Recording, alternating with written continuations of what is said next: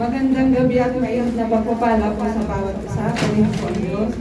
At tayo po ay muli magbibigay sa Panginoon. Salamat po sa opportunity na lagi po tayong makakapagbigay po sa Panginoon. Bago po tayo magkaloob, ito po yung sabi ng Panginoon sa Proverbs 3:19. Si Yahweh ay handugan mo bahagi ng kayamanan.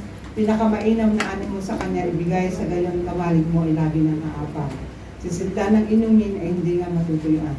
Ganon din po sa Luke 6:38, magbigay kayo at bibigyan kayo ng Diyos, ustong takal, siksik, biglig at umaapaw pa ang ibibigay sa inyo, sapagkat ang takalang ginagamit niyo sa iba ay siya rin gagamitin ng Diyos sa inyo.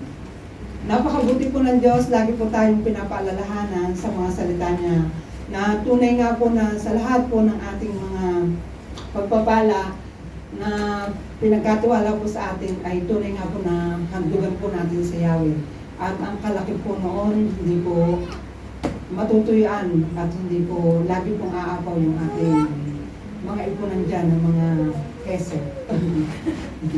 At tunay nga po na siya po yung nag-uutos na magbigay kayo at kayo ay bibigyan. Lagi po sinasabi na kamalig, gustong takal, siksik, liglig at umaapaw pa ibibigay sa inyo. Sapagkat ang takal ang ginagamit sa iba ay siya ang gagawin sa inyo. Salamat po, bago po tayo magkaloob ng mga salamat po Panginoon sa gabi ito. Salamat po sa buhay. Salamat po sa kapatawan, sa salvation. Salamat po sa opportunity upang purihin ka po at pasalamatan sa gabi ito.